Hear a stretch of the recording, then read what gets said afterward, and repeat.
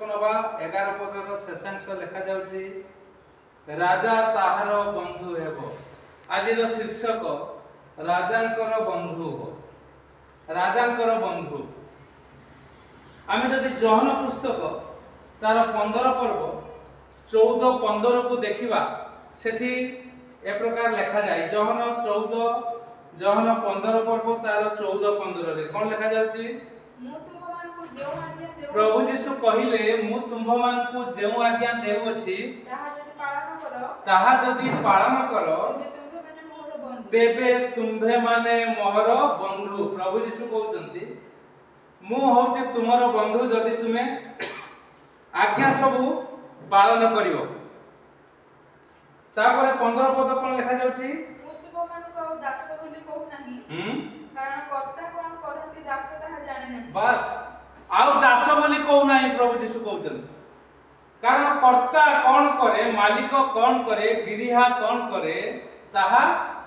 दास जानेनी। मात्र मु तुमको बंधु बोली कहउची जेहेतु तापर कोन लिखा जाउची कारण मु मोर पिता को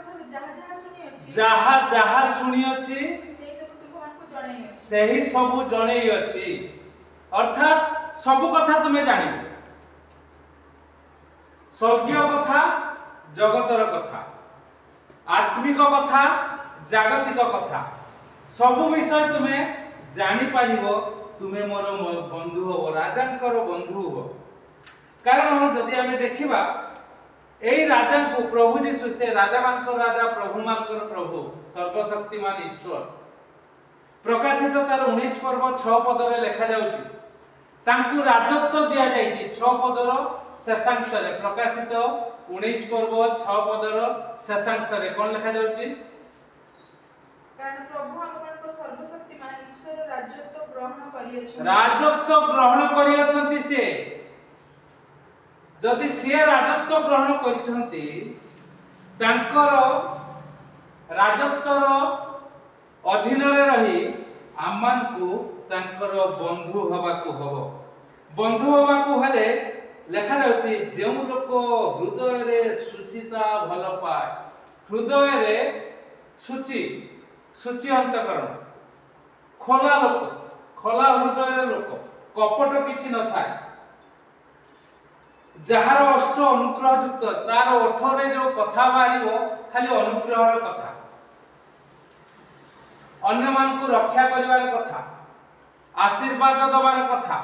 शांति पाइबार कथा सेई लोक रो राजा बंधु रे। आ से लोक कोन करिवो लेखा जाउची से लोक रक्षा करिवो से विश्वासघातक हबो नाही। 12 पद लेखा जाउची सदा प्रभुंकर चक्षु ज्ञान प्राप्त लोकन को रक्षा करे से लोक ज्ञान प्राप्त हबो।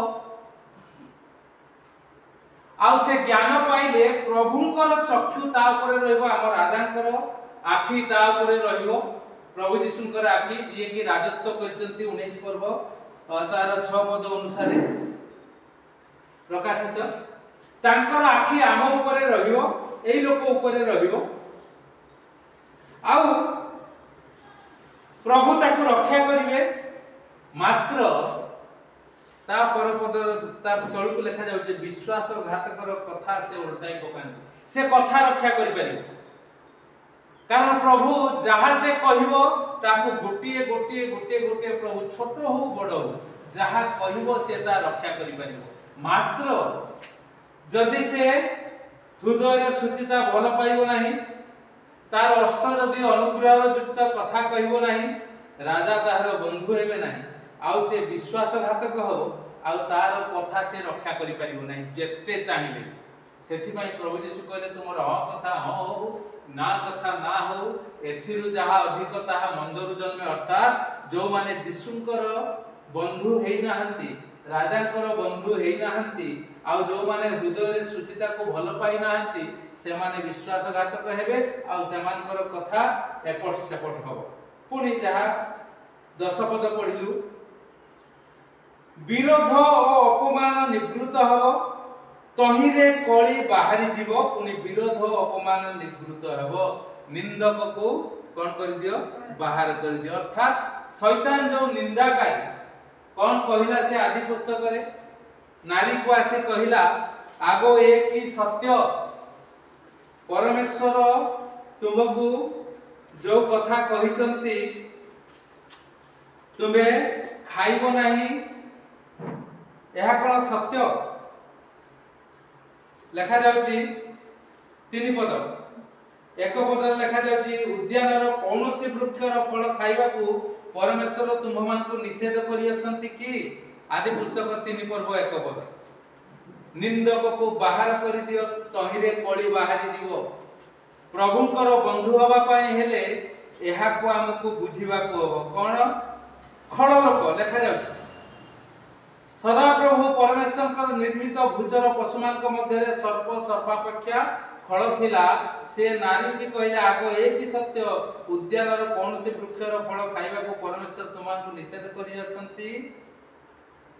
नारी सर्प को कहले आमे माने उद्यानर वृक्षर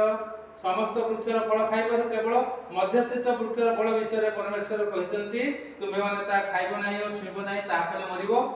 सर्प नारी की कहला तुमे माने कौनसी रूपे मरिबो नाही निंदक को बाहर करि दियो ता संगरे कथा न होई जदि से कहि थांता काहे कि मते पचारुचु आमे खाउबा न खाउ परमेश्वर कोन कहितंतु तू जा परमेश्वर को पचारि मते कोन पचारतु गेट आउट खळ लोक को से चिन्हवा दरकार थिला निंदक को बाहर कर दियो जगत रे समाज रे मंडली रे परिवार रे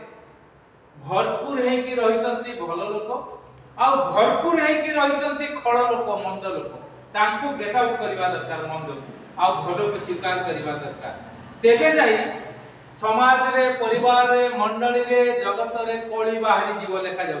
निंदक को बाहर कर दियो तहिरे कळी बाहरी जीव पुनी विरोध अपमान निवृत्त हबो विरोध हबो नाही अपमान मध्य हबो नाही जदि निंदक को चिन्हि न पारी आगो एक ही सत्य तार कथार जवाब देई आमे जदि से मिछुआ आमे ता संगे जदि कथा को आउ गोटे जोड़ी दबु ताहले 5-6 पद अनुसार खापचारे पड़ी जीवो तार कब्जा रे आमे रहि जीवो लेखा जाउची एथिरे नारी सेही वृक्ष को सुखाद्यर उत्पादक और नयनर लोभजनक और ज्ञान दबा निमित्त वांछनीय देखि तहिरु फल तोली खाइले पुनी आपना संगरस्थ स्वामी को दियंते से मध्य खाइले 7 पद लेखा जाउची बिंबिरी वृक्षर पत्र सी घागरा बनैले आ 8 पद लेखा जाउची शेष रे आदम और तांकर भार्या सदा प्रभु को परमेश्वर को छामुरु उद्यानस्थ वृक्षगण मध्य रे लुचिले निंदक को जदि बाहर न कर दबो राजांकर जदि बंधु न होबो हृदय जदि सूची न रहिबो अष्ट जदि अनुग्रह युक्त न होबो तेबे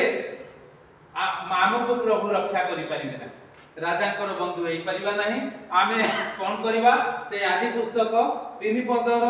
से 4-5-6 पढुवा अनुसार आमे कोन करिबा भलो मंदर ज्ञान